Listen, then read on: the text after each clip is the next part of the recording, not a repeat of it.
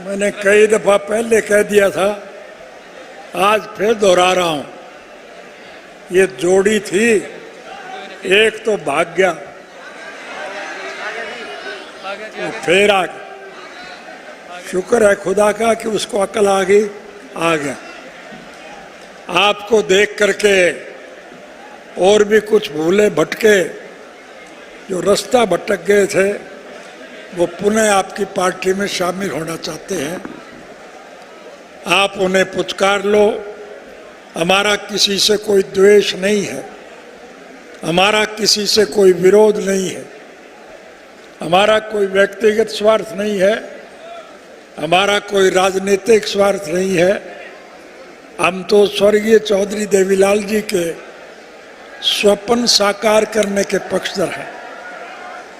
आदरणीय चौधरी देवीलाल जी जन्म से लेकर के आखिरी सांस तक इस बात को लेकर के लड़ाई लड़ते रहे थे कि इस देश के हर नागरिक की मूलभूत जरूरियात, रोजी रोटी, कपड़ा, मकान, शिक्षा और स्वास्थ्य का प्रबंध सरकार करे।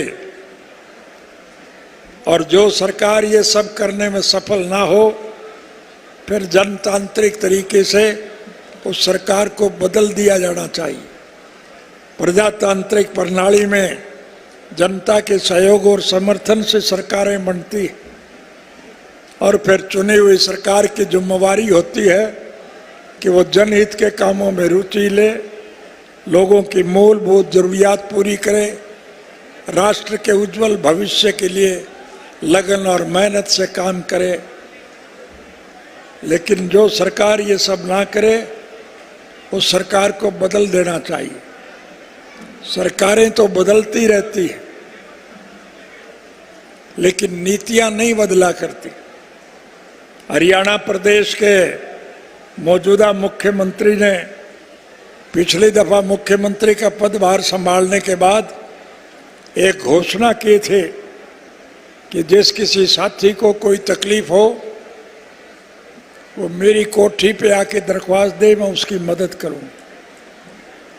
साथियों, संयोग से मुझे एक दफा चंडीगढ़ जाने का मौका मिला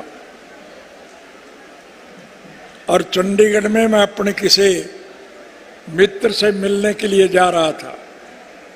जिस सड़क से मैं जा रहा था उसी सड़क पर मुख्यमंत्री निवास था।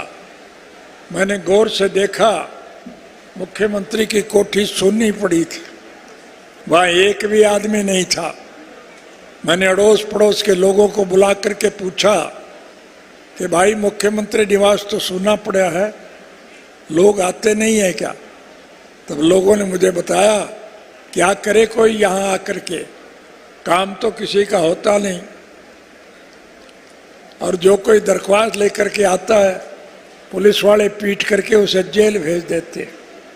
मैंने उसी दिन से मन में ठान ली कि अगर कभी सरकार बनाने का अवसर मिला तो मैं इस नीति को बदलूंगा। आपके सहयोग और समर्थन से हमें सरकार बनाने का अवसर मिला और मैंने अपने मन में ठानी हुई उस बात को क्रियान्वित किया। पहली कलम से मैंने ये फैसला लिया कि अब लोगों को सरकार के पास आने की जरूरत नहीं, सरकार लोगों के पास जाएगी। मुझे ये कहने की आवश्यकता नहीं, हम साल में एक एक गांव में जाया करता था और गांव के लोगों की तरफ से जो मांग रखी जाती वो आपकी मांग मानी जाती थी या नहीं मानी जाती थी। मैं आज आपसे फिर निवेदन करने आया, स्वर्गीय चौधरी देवीलाल जी के प्रति सम्मान व्यक्त करते हुए आप लोगों को एक नया निर्णय लेना है। ये मेरे कहने की आवश्यकता नहीं, मंच पर आपने देखा समूचे भारतवर्ष के विभिन्न राजनीतिक पार्टियों के अग्रणी नेता आपके सामने बैठे हुए थे और सब ने ये मन बनाया हुआ है कि इस कुशासन का अंत किया जाए। आज कोई सरकार नहीं है, ये तो लुटेरों का एक गिरोह है जो दोनों हाथों से देश की संपत्ति को लूटने पर लगे हुए हैं।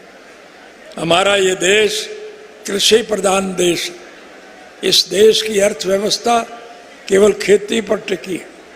अगर किसान खुशहाल है तो देश माला माल है, और अगर किसान कंगाल है तो देश का बुरा हाल है। आज इस मौजूदा सरकार ने किसानों की हालत बहुत दयनीय बना दी।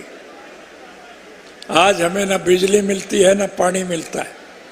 खाद और बीज के लिए हम लाइन पे लगते हैं। फिर भी प्रभु की अगर कृपा हो जाए, हमारे खेतों में भरपूर फसल हो जाए, तो फिर हमें उसका लाभप्रद मूल्य नहीं मिलता है। हमारा उत्पादन कोड़ियों के भाव छीना जाता है। लेकिन अजीब विडंबना है कि जो उत्पादन हम बेचते हैं, उसमें से जो चीज़ पैदा होती है उसे महंगे दाम पर बेचा जाता है। गन्ना हम पैदा करते हैं, वो मंडी में लिया जाता है और कई कई साल तक किसान को उसकी पेमेंट नहीं होती। लेकिन गन्ने से जो चीनी बनती है उसके दाम रोज बढ़ते हैं। चना, दाल, मूंग, मोस, मसर, अरहर हम पैदा करते हैं, वो मंडी में लूटा जाता है। लेकिन उसमें से जो दाल बनती है वो बाजार में महंगी बिकती है। सरसों, तारा मीरा, तोरिया, अड़सी हम पैदा करते हैं, वो मंडी में ली जाती है। लेकिन उसमें से जो तेल निकलता है वो महंगा बिकता है। हम ट्रैक्टर से खेती करते हैं, उसका डीजल का भाव रोज बढ़ता है। लेकिन हवाई जहाज में जो तेल जलता है वो रोज मंदा होता है, क्योंकि उसमें पूंजीपति वर्ग के लोग सफर करते हैं। ये सरकार लुटेरों की सरकार इस प्रकार के कानून बनाती है जिससे इस देश का पैसा मुट्ठी भर बड़े उद्योगी घराने उनके पास चला जाए और वहाँ से ये लूट के खाते हैं। इसलिए मैं आपसे निवेदन कर रहा हूँ, आज परिस्थितियाँ बदल गई। बदले हुए हालात को ध्यान में रख करके हम सबको एक निर्णायक लड़ाई लड़नी पड़ेगी। दोस्तों, मुझे दुनिया के 152 मुल्कों में जाने का अवसर मिला है। सैर सपाटा करने के लिए नहीं, मैं हर मुल्क के राजनीतिक, आर्थिक और सामाजिक हालात की जानकारी हासिल करने के लिए गया था। विश्व के हर मुल्क में जाकर के मुझे एक बात को देख करके बहुत प्रसन्नता हुई कि समूचे विश्व के स्तर पर भारतवर्ष एक अनूठा देश है, जहाँ सभी धर्म और मजहब के मानने वाले लोग, सभी जाति के लोग आपसी प्रेम प्यार और भाईचारे से रहते हैं। हिंदू, मुसलमान, सिख, ईसाई, चमार, धानक, वाल्मीकि, रेगर, खटीक, खाती, कुमार, लुहार, सुनार, मणिहार, नाई, तेली, धोबी, मोचे, ब्राह्मण, बनिया,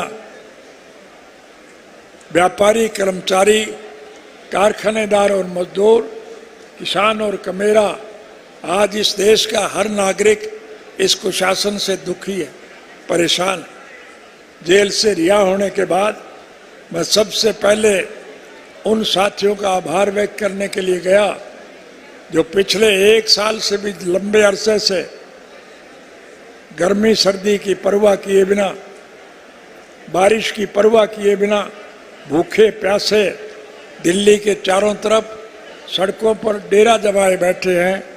इसलिए धरने पर बैठे हैं ताकि केंद्र की सरकार की तरफ से बढ़ाए गए ये 3 काले कानून जो किसान विरोधी हैं उन्हें वापस लिया जाए। प्रधानमंत्री इस बात पर बजिद थे कि बने हुए कानून कभी वापस नहीं होते, लेकिन वो बधाई के पात्र हैं और मैं उन बहादुरों को बधाई दूंगा जिन्होंने दृढ़ निश्चय के साथ एक प्रण लिया कि हम मर जाएंगे, लेकिन जब तक ये 3 काले कानून वापस नहीं होंगे हम धरने से पीछे नहीं हटेंगे। आखिर झक मार करके प्रधानमंत्री को झुकना पड़ा, वो 3 काले कानून वापस लिए और किसानों से माफ़ी मांगी। संगठन में बहुत शक्ति है, इसलिए मैं आज आपसे फिर निवेदन करने आया कि इन बिगड़े हुए हालात को ठीक करने के लिए हम सबको इकट्ठे होकर के एक लड़ाई लड़नी, और लड़ाई में आपको सफलता मिले, इसके लिए मैं आपसे एक ही बात कहना चाहता हूँ। आज की इस मौजूदा सरकार ने स्वर्गीय चौधरी देवीलाल जी के बनाए हुए उस वृद्धावस्था कानून को मिटाने का काम किया। उन बुजुर्गों की पेंशन काटी गई। मैं उन बूढ़े बुजुर्गों को यह आश्वासन देना चाहता हूँ, सरकार निश्चित रूप से आपकी बनेगी, और जब आपकी सरकार बनेगी तो जो पेंशन आपकी काटी गई है उसका सारा पैसा मैं ब्याज के हम आपके पास भिजवाने का काम करें। और मैं घोषणा करता हूं कि सरकार बनने के बाद वृद्धावस्था पेंशन 10,000 रुपये माहवार हम करने का काम करें। हम महिलाओं को अलग से 1,000 रुपया प्रति माह के हिसाब से देंगे। बेरोजगार युवकों को रोजगार देने का प्रदान किया जाएगा। पढ़े लिखे युवाओं को सम्मान भत्ता 21,000 रुपया दिया जाएगा। हमारी सरकार बनने पर 1 साल के अंदर अंदर हम SYL नहर का निर्माण करेंगे और आपकी प्यासी धरती को पूरा पानी देने का काम करेंगे। गरीब लोगों को अनेक प्रकार की सुविधाएं प्रदान करेंगे। कृषि काले कानून के विरोध में जो साथी शहीद हुए हैं, उन किसानों की यादगार के तौर पर हम एक स्मारक जलियांवाला बाग की तर्ज पर वहां बनाएंगे, ताकि हर आदमी को ये गर्व महसूस हो और वो प्रेरणा ले सके। ई-नेम ट्रेनिंग प्रणाली को समाप्त किया जाएगा और आड़ती भाइयों के निर्धारित कमीशन को बरकरार रखते हुए 3% उनकी दर की जाए। हर मंडी में ये प्रावधान किया जाएगा कि सभी फसलें केवल मंडी में ही खरीद और बेची जाए। किसानों की उपज न्यूनतम समर्थन मूल्य पर खरीदी जाए, उसके लिए कानूनी गारंटी देने के लिए केंद्र सरकार को मजबूर किया जाए। स्वर्गीय चौधरी देवीलाल जी ने हम सब के लिए जो काम किए हैं, उनको अगर मैं गिनाने लगूंगा तो बहुत समय लग जाए, लेकिन मैं इनसे एक ही बात कहना चाहूँगा कि सब धरती कागज करो, लेखनी सब बन रहा है, 7 समुद्र की मसी करूं, देवीलाल के गुण लिखे न जाए। कि सारे देश के कागज इकट्ठे किए जाए, सारे दरख्तों को काट करके कलम बनाई जाए, सारे समुद्र के पानी की शाही बनाई जाए, तो अभी देवीलाल के गुण लिखे नहीं जा सकते। उस व्यक्ति के जितने गुण थे, आज उनको इस सरकार ने मलियामेट करने का काम किया।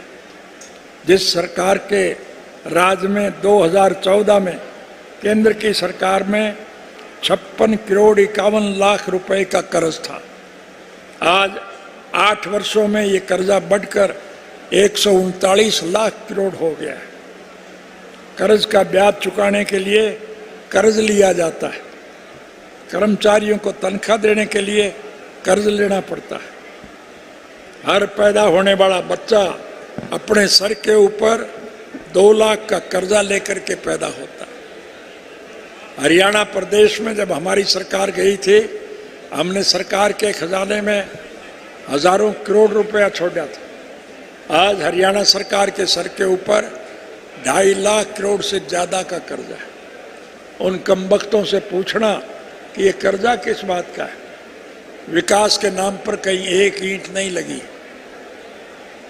जो सड़कें हमारे सरकार के वक्त में बनी थी, आज वो टूट गई, उनकी मरम्मत तक नहीं हो रही। बिजली और पानी का अभाव है। खाद और बीज के लिए हम लाइन में लगे रहते हैं। हमारी उपज का हमें लाभप्रद मूल्य नहीं मिलता है। जरूरियात जिंदगी की चीज़ों के दाम निरंतर बढ़ते जाते हैं। ट्रैक्टर से हम खेती करते हैं, डीजल का भाव रोज बढ़ता है, लेकिन हवाई जहाज में जो तेल जलता है उसके दाम रोज कम होते हैं। क्योंकि उसमें पैसे वाले लोग सफ़र करते हैं।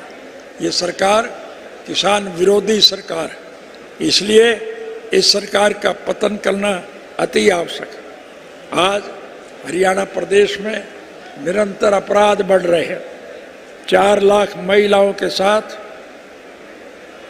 1.5 लाख से अधिक बच्चों के साथ, 50,000 से अधिक दलितों के साथ आज झगड़े हो रहे, मुकदमे बनाए जा रहे।